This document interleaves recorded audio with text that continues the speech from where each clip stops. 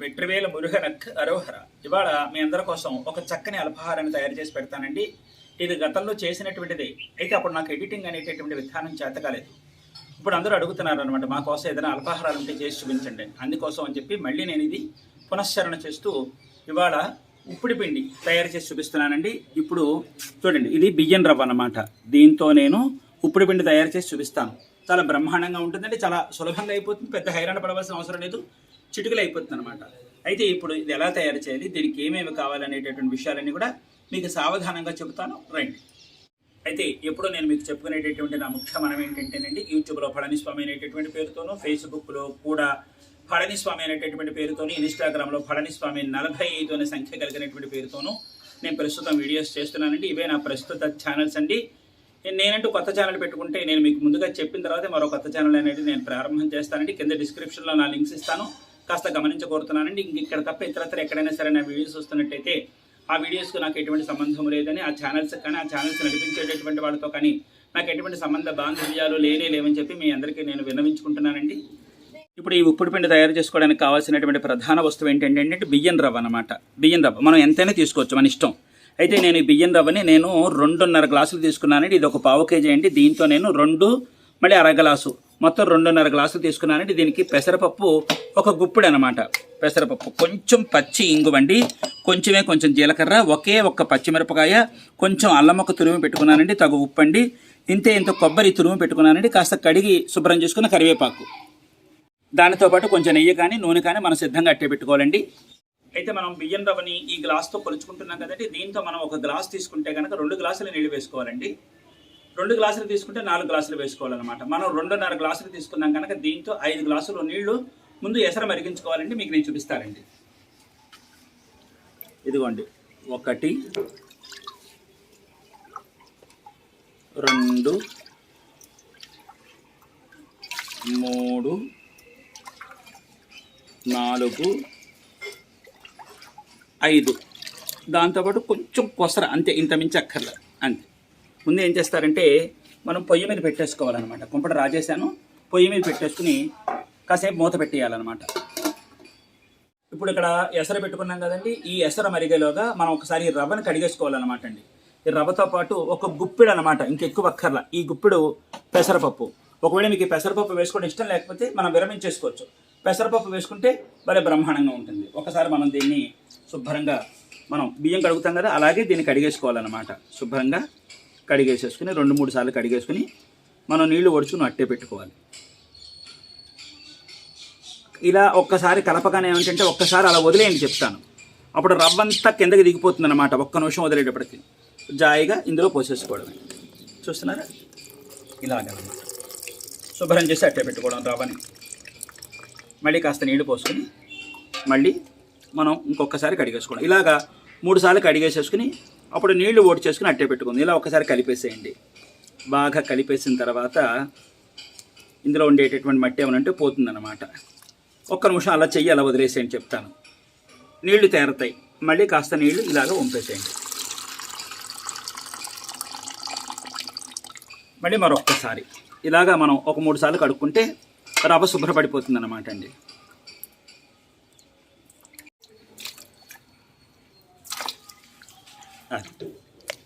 మళ్ళీ ఈ 3వసారి కూడా ఇలాగా నీళ్ళు వంపేస్తాం. ఇంకా నీళ్లు పొయ్యక్కర్లా, ఇంకా చాలు. ఈ నీళ్ళని పోగొట్టేసేసి ఇలాగా వడగొట్టేసేసి ఇలా ఉంచేసుకుంటే చాలు అన్నమాట.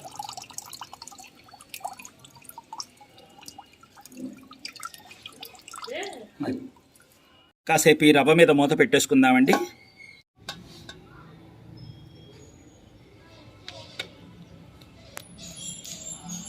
ఇప్పుడు ఒకసారి మూత తీసి చూద్దామండి.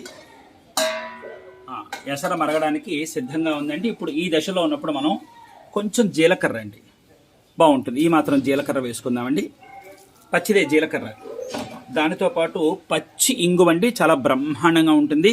పచ్చి ఇంగువండి చాలా రుచికరంగా ఉంటుంది అన్నమాట. ఇదిగో ఈ మాత్రం పచ్చి ఇంగువ మనం ఇందులో వేసేసుకోవాలి.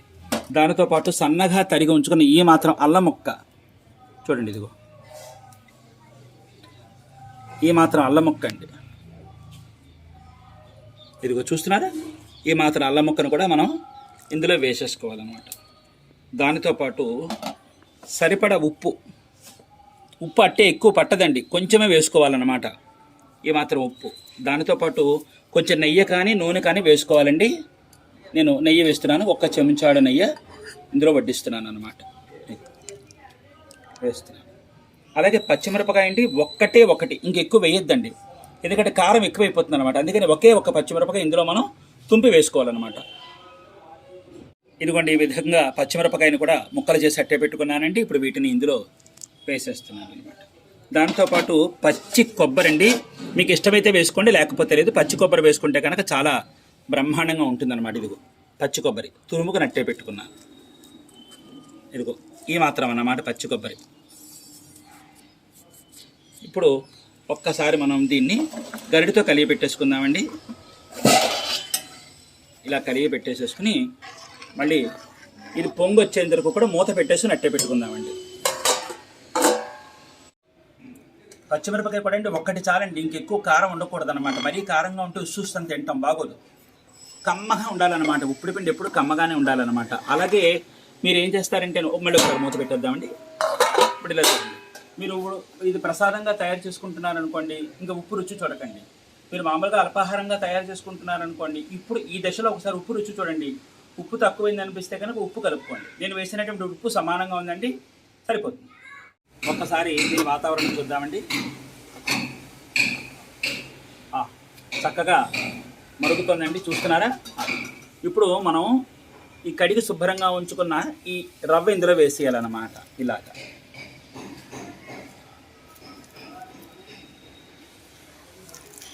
నెమ్మదిగా వేసుకోండి.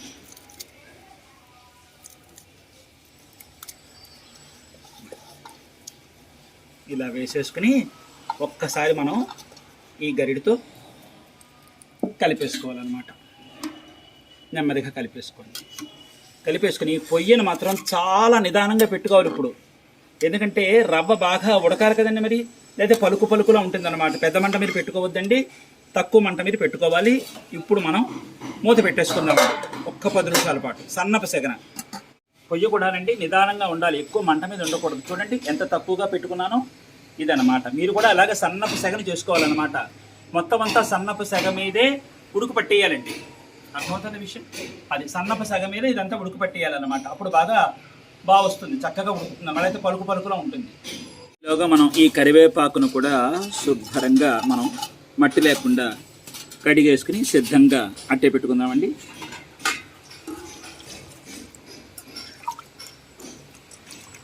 ఇలా ఒక 2-3 సార్లు కడిగేసుకుందామండి.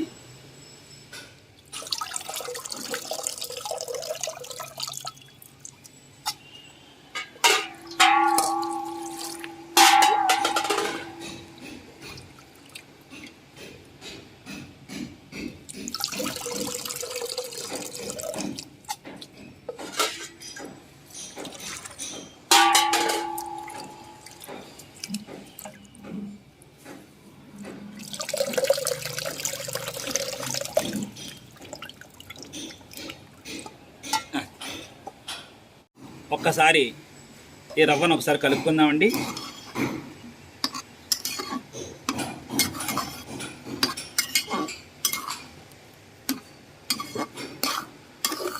అలాగే మీకు ఇంకో మాట చెప్పాలి. ఈ ఉప్పుడు పిండి తయారు చేసేటప్పుడు గట్టి పాత్రలో చేసుకోండి, పలచగా ఉన్న పాత్రలో చేసుకోవద్దు. గట్టిగా ఉన్న పాత్రలో చేసుకుంటే బాగా పాకానికి వస్తుంది అనమాట. ఇది మంచి పక్కన కుదురుతుంది అనమాట. మూత తీసి చూద్దామండి. చక్కగా ఉడుకు పట్టిందండి. చక్కగా ఉడుకు పట్టింది, ఎక్కడ నడంపలకు లేకుండా బ్రహ్మాండంగా ఉడుకు పట్టిందండి. చూసారా? అది సన్నపు సెగన చేసుకోవడం వల్ల ఇదంతా కూడా చక్కగా ఉడుకు పడుతుంది అనమాట, లేకపోతే నడంపలుగా ఉంటుంది. ఇప్పుడు ఈ దశలో ఉన్నప్పుడు మీరు ఏం చేస్తారంటే నూనె కానీ నెయ్యి కానీ మన ఇష్టం, మనకి ఏదైనా పర్వాలేదండి. నూనె వేసుకుంటానంటే కనుక వేరుశనగ నూనె వేసుకోండి. నూనె అయితే వేరుశనగ నూనె కానీ లేదా తెల్ల పప్పు నూనె కానీ వేసుకుంటే భలే బ్రహ్మాండంగా ఉంటుంది. లేదా నెయ్యి వేసుకోవచ్చు, మన ఇష్టమే. ఇలా చూడండి, ఇదిగో నెయ్యను ఇలాగ చుట్టుపక్కల ఇలాగ 3 చెంచాలన్నమాట. 3 చెంచాల నెయ్యి ఇందులో మనం వేసుకోవచ్చు. నూనె అయినా 3 చెంచాలే, నెయ్యి అయినా 3 చెంచాలే. ఇలా వేసుకుని ఒక్కసారి మనం ఇలా కలిగి పెట్టేసుకోవాలన్నమాట. ఇలాగా చక్కగా పొడి పొళ్ళాడుతూ రావాలి. కరివేపాకు మాత్రం అప్పుడే వేయొద్దు, చెప్తా దాని సంగతి ఏమిటో. ఇలా వేసేసి మీరు ఏం చేస్తారంటే ఒక్క 5 నిమిషాల పాటు ఇంకా దీన్ని ఏమి కదపకుండా దీన్ని అలాగా వదిలిపెట్టండి చెబుతాను. మళ్ళీ మూత ఎట్టేసుకుందాం. అంతేనండి, ఏమంత కష్టం. ఉప్పుడు పిండి ఇంతే, చాలా సులభం. మనం ప్రయాణం చేసేటప్పుడు చూడండి, ఏదైనా దూరాభారాన్ని వెళ్ళేటప్పుడు ఈ ఉప్పుడు పిండి తయారు చేసి పెట్టుకెళ్తే భలే బ్రహ్మాండంగా ఉంటుందండి. ఈ ఉప్పుడు పిండిలో కండి ఇదో వంకాయ పులుసు పచ్చడి భలే బ్రహ్మాండంగా ఉంటుంది. కందిపొడి అండి, ఆవకాయ, టమాటా పచ్చడి, గోంగూర పచ్చడి, అల్లం పచ్చడి, ఇవన్నీ కూడా చాలా చాలా చాలా అద్భుతంగా ఉంటాయన్నమాట అండి. భలే బ్రహ్మాండంగా ఉంటుంది. ఏమి హైరాణ పడక్కలా, చిటికలు అయిపోతుంది అనమాట. ఇదిగో చూస్తున్నారుగా ఎంత చిటికలు అయిపోతుందో. అయిపోయింది 2 నిమిషాలు అయిపోయిందండి. మా ఇంటి పక్కన ఇంటి ఒకటి కట్టుకుంటారండి, అందువల్ల నేను చెప్పాడు అనమాట. ఇలా భావించకండి. చూసారా అయిపోయింది. ఇప్పుడు మనం ఈ దశలో ఉన్నప్పుడు మనం శుభ్రంగా కడిగి ఉంచుకున్నాం. చూసారు ఈ కరివేపాకు, ఇలా చూడండి. ఇదిగో ఈ కరివేపాకుని మనం ఇలాగ చూడండి ఒక్కసారి ఇలా నలిపేసి నీళ్లు పోయేటట్టుగా చేసుకుని ఇంకో నలిపేసి ఇలా పైన వేయాలన్నమాట. అప్పుడు సువాసన అంటుతుంది. ముందే వేయలేదండి, కరివేపాకు మాడిపోతుంది. ఇలా కనుక వేసినట్టయితే కరివేపాకు సువాసన దీనికి అంటేసేసి ఏమిటి ఘుమఘుమఘుమలాడిపోతుంది అనమాట. ఇలా పైన అలా బులబలాగా కలిపేసేయండి. కలిపేసేసి ఒక 2 నిమిషాల పాటు ఇలా మూత పెట్టేద్దాం.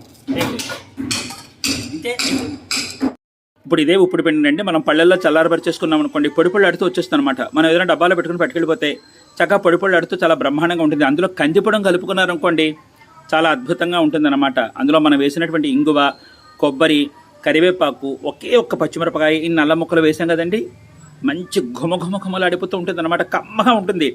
పిల్లల దగ్గర నుంచి పెద్దవాళ్ళ వరకు కూడా దీన్ని చక్కగా ఆస్వాదించుకుంటూ తింటూ ఉంటారనమాట. చాలా బ్రహ్మాండంగా ఉంటుంది. మనకు ప్రయాణాలకే బాగుంటుంది. అంతేకాకుండా ఉపవాసాలు ఉండేటప్పుడు తయారు చేసుకున్నామంటే చక్కగా కడుపు నిండిపోతుంది అనమాట. చాలా కలిసి వస్తుంది మనకి, అర్థమవుతుందా? అది చాలా కలిసి వస్తుంది, చాలా బ్రహ్మాండంగా ఉంటుంది అనమాట. ఆ పూటక మనకు ఆపోతుంది. అన్నం తిన్నట్టే.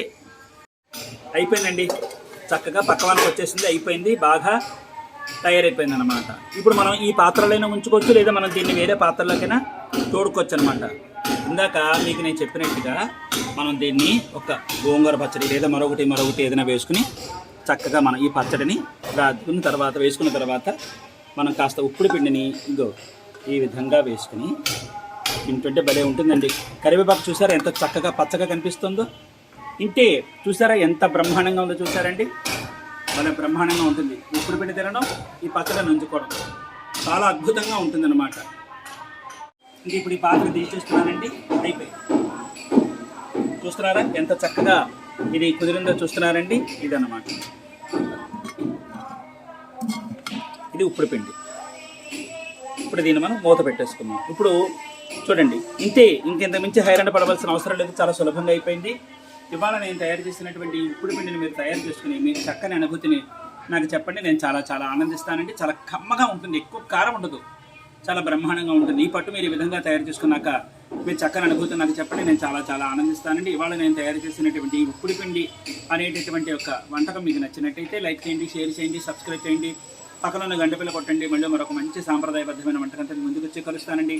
అంతవరకు సెలవు. మరి సర్వే జన సుఖినో భవంతు, సమస్త సన్మంగళాని భవంతు. సర్వం శ్రీ సుబ్రహ్మణ్యేశ్వరార్పణమస్తు. శుభం భూయాత్.